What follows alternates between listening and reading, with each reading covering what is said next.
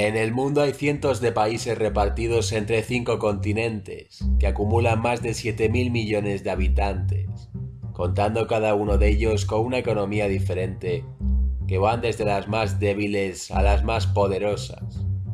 Veamos cuáles son los países más ricos de cada continente. Guinea Ecuatorial es un país africano que tiene 1,2 millones de habitantes.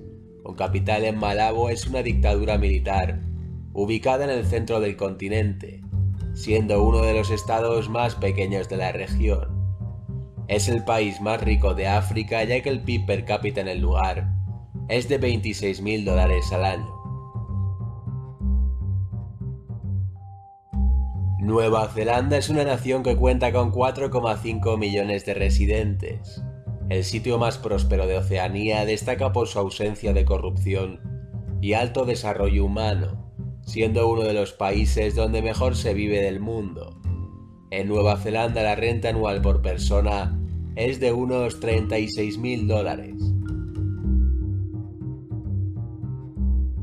Estados Unidos es una nación americana que tiene 324 millones de habitantes. Esta importante economía es el país con más extranjeros del mundo.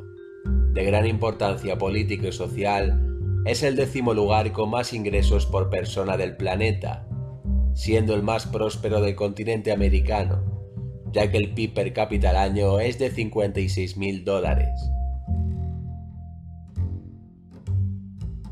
Luxemburgo es un país europeo que cuenta con 562.000 habitantes.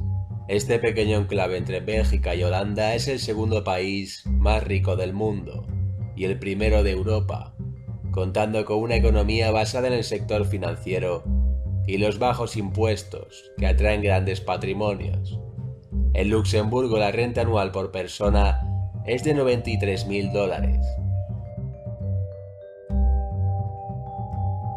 Qatar es un país árabe que tiene 2 millones de residentes. Es el estado más rico de Asia y de todo el planeta, destacando por su alto índice de desarrollo humano. Su rica economía se basa en el comercio de petróleo y gas natural, dando como resultado un PIB per cápita al año de $143.000.